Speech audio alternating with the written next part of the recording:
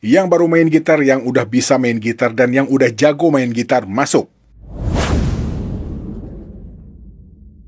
Assalamualaikum, halo teman-teman, selamat datang kembali di channel saya. Video kali ini, video tentang para gitaris-gitaris ikonik di dunia. Pastinya banyak banget gitaris-gitaris yang gak ada di list ini. Ya, mungkin boleh dibilang gitaris-gitaris yang ada di list ini adalah gitaris yang paling sering disebut di dunia pergitaran. Ya, berdasarkan genre musik mereka dan ritme-ritme gitar ikonik yang sudah mereka bikin. Oke, yuk kita gali.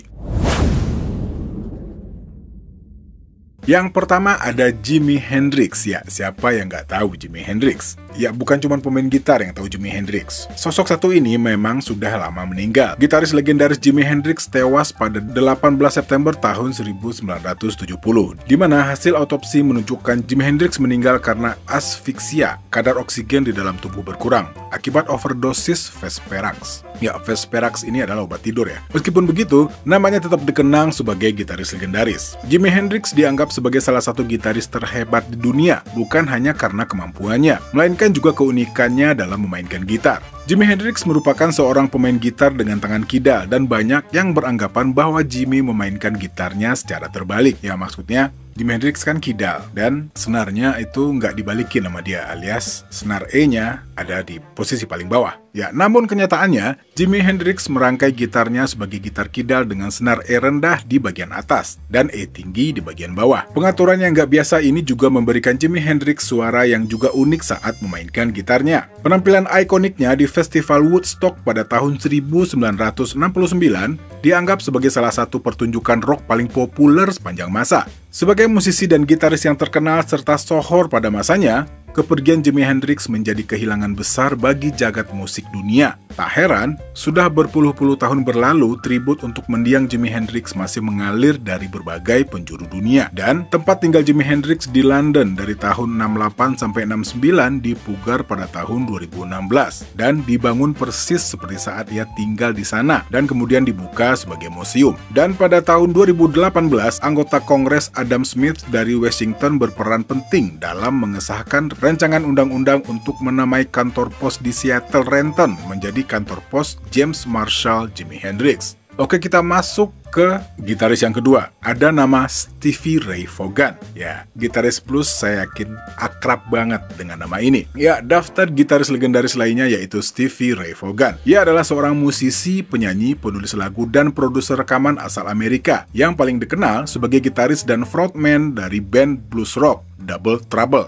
Ya, meskipun karirnya di industri mainstream hanya berlangsung 7 tahun, dia dianggap sebagai salah satu musisi paling ikonik dan berpengaruh dalam sejarah musik blues, dan salah satu gitaris terhebat sepanjang masa. Stevie Ray meninggal di usia 35 tahun pada Agustus 1990. Ia meninggal setelah helikopter yang ditumpanginya mengalami crash. Selanjutnya ada nama Joe Satriani. Ya, tahu pasti ya. Saya yakin gitaris-gitaris muda di tahun 90 ya sekarang udah udah nggak muda pastinya. Pasti sangat kenal dengan nama Joe Satriani. Bang Joe ini memiliki nama lengkap Joseph Satriani. Gitaris legendaris satu ini dikenal sebagai musisi rock, komposer, penulis lagu, dan seorang guru gitar. Pada awal karirnya, Joe Satriani pernah bekerja sebagai guru gitar selama 3 tahun. Dan selain sound dan permainan gitarnya, kepala gundul dan kacamata hitam juga menjadi ciri khas dari Joe Satriani. Tahun 96, dia membentuk G3, sebuah tur konser yang terdiri dari 3 gitaris rock instrumental,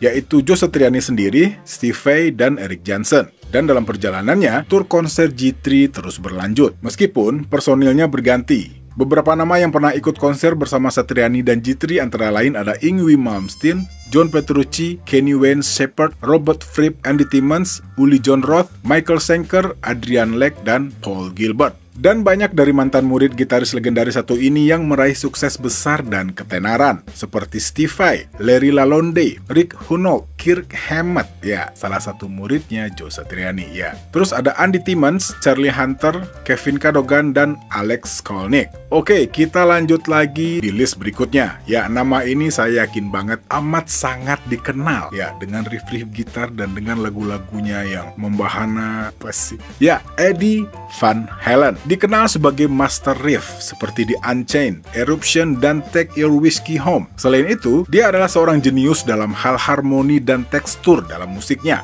Ya, Om Eddie juga dikenal karena dia megang pick gitarnya di antara ibu jari dan jari tengah, yang membuka jari telunjuknya untuk finger tapping. Oke, kebayang ya? Ya, kalau nggak gitaris sih, ya jangan kemana-mana, jangan sambil-sambil dicobain, ntar aneh jadi kepikirannya. Oke, lanjut. Eddie Van Halen meninggal pada Selasa, tanggal 6 Oktober tahun 2020. Ya, Eddie Van Halen mempunyai perjuangan yang cukup berat untuk tetap hidup, yang tiba-tiba pada tahun 2000 dia didiagnosa mengidap kanker lidah. Ia menyebut kebiasaannya menggigit pick gitar di mulut sebagai penyebab hadirnya kanker lidah yang diderita olehnya. Ada darah Indonesia mengalir di dalam tubuh gitaris legendaris ini. Ayahnya yang merupakan seorang musisi sempat tinggal di Indonesia di akhir pemerintahan kolonial Belanda. Di Indonesia, ayahnya bertemu dengan Eugenie van Beers, perempuan blasteran Belanda Indonesia asal Rangkas Bitung, Banten, yang menjadi istrinya. Dan keluarga Van Halen kemudian pindah ke Belanda pada tahun 1953. Ya, jalinan kasih mereka lantas melahirkan Eddie Van Halen pada 26 Januari tahun 55 di Amsterdam. Dan Om Eddie memiliki satu saudara, sang drummernya, yang bernama Alex Van Halen, yang juga lahir di Belanda. Ya, gitaris selanjutnya berasal dari salah satu band yang dikenal dengan intro gitarnya yang sampai saat ini masih sering seliweran di media-media sosial, mulai dari Instagram, TikTok, apalah semuanya. Ya, gitaris dari AC/DC, ya, Angus Young. Satu lagi daftar gitaris legendaris, yaitu founder dari unit veteran metal asal Australia, AC/DC, Angus Young. Gitaris legendaris ini merupakan sosok di balik riff gitar ikonik dari lagu-lagu AC/DC, ya, seperti Highway to Hell atau Back in Black. Seperti halnya salah satu gitaris handal Blantika Rock, Angus Young meluncurkan sebuah buku biografi berjudul High Voltage, The Life of Angus Young pada tahun 2017. Ya, bercerita sekelumit kisah-kisah Young semasa menakodai AC/DC dan ditulis detail oleh Jeff Apter. Berisi perjalanan panjang pria asal Australia itu saat menggebrak industri musik internasional, juga dipaparkan secara mendalam oleh Apter. Perjalanan karir Angus Young dengan AC/DC masih terus berlanjut. Oke, kita lanjut ke gitaris selanjutnya, seorang gitaris klasik. Dia bermain klasik dengan gitar elektriknya yang berjudul Fender.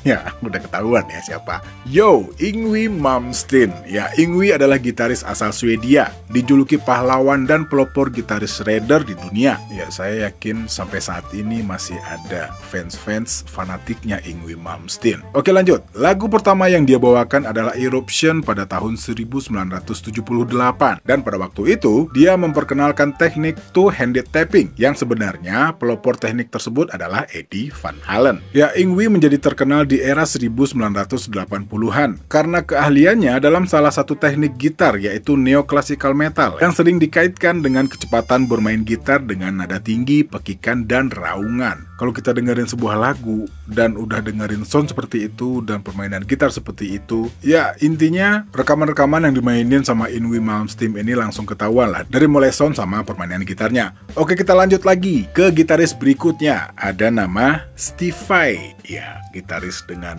teknologi yang luar biasa. Oke, Steve Vai adalah salah satu gitaris yang pernah belajar dengan Joe Satriani. Dia adalah sosok gitaris yang serba bisa. Beberapa aliran musik dia kuasai, diantaranya blues, jazz, rock, klasik, dan ethnic musik. Lagu Heartbreaker milik Led Zeppelin yang membuat dia tertarik untuk mempelajari gitar. Sebelum memutuskan untuk bersolo karir, Steve Vai direkrut oleh Frank Zappa untuk bergabung di bandnya. Musik Zappa yang unik dan sedikit tidak lazim menjadikan Steve Vai bebas bereksplorasi. Dari sinilah karakter permainannya terbentuk. Teknik permainannya menjadi kiblat bagi seluruh gitaris di dunia, sebab musik Steve Vai masuk ke dalam berbagai genre dan tak sedikit yang berusaha untuk menyamainya. Namun Steve Vai tetap memiliki karakter permainannya sendiri. Ya, siapa nih yang sampai sekarang masih ngulik-ngulik Steve Vai dengan sound-soundnya yang unik? Dan ya, buat saya yang juga teman-temannya juga banyak gitaris, menurut saya ya cukup susah ya nyamain soundnya Steve Vai, apalagi ya pada zaman itu ya, apalagi sekarang dengan berkembangnya teknologi dan lain-lain. Ya, tapi tetap aja tangan sama jari. Ya, oke, kita lanjut ke list berikutnya. Ada nama Paul Gilbert.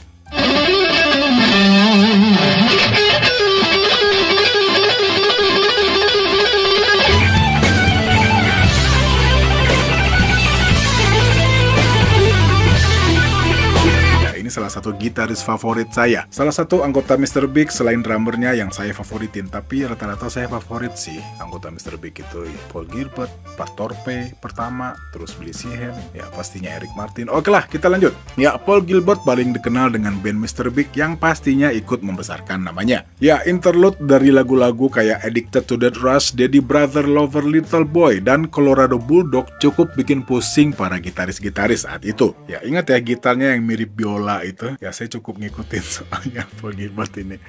Ya, gitaris yang selalu menggunakan gitar Ibanez ini pada tahun 1986 sampai 87 tercatat jadi pemain gitar tercepat di dunia pada saat dia bergabung dengan band Racer X. Ya, band ini merupakan band dia sebelum di Mr. Big. Oke, kita lanjut lagi. Ada nama Nuno Bettencourt. Saya yakin gitaris-gitaris yang ngulik lagu-lagu ekstrim pada pusing. Karena memang, ya oke lah, kita lanjut aja. Ya, Nuno Bettencourt yang dianggap sebagai dewa gitar yang juga mempelopori warna musik funky metal, dan dia dikenal sebagai seorang gitaris yang tergabung dalam grup ya Extreme. Dia juga sempat dinobatkan sebagai Best New Talent, pendatang baru terbaik, begitu album Pornography keluar pada tahun 1982. Ada yang masih dengerin nggak album ini? Oke, lanjut. Pada tahun 1987, band Extreme yang digawanginya juga memenangkan Outstanding Hard Rock Act, dan dia sendiri dijuluki sebagai The Next Eddie Van Halen. Gimana? Ada yang setuju?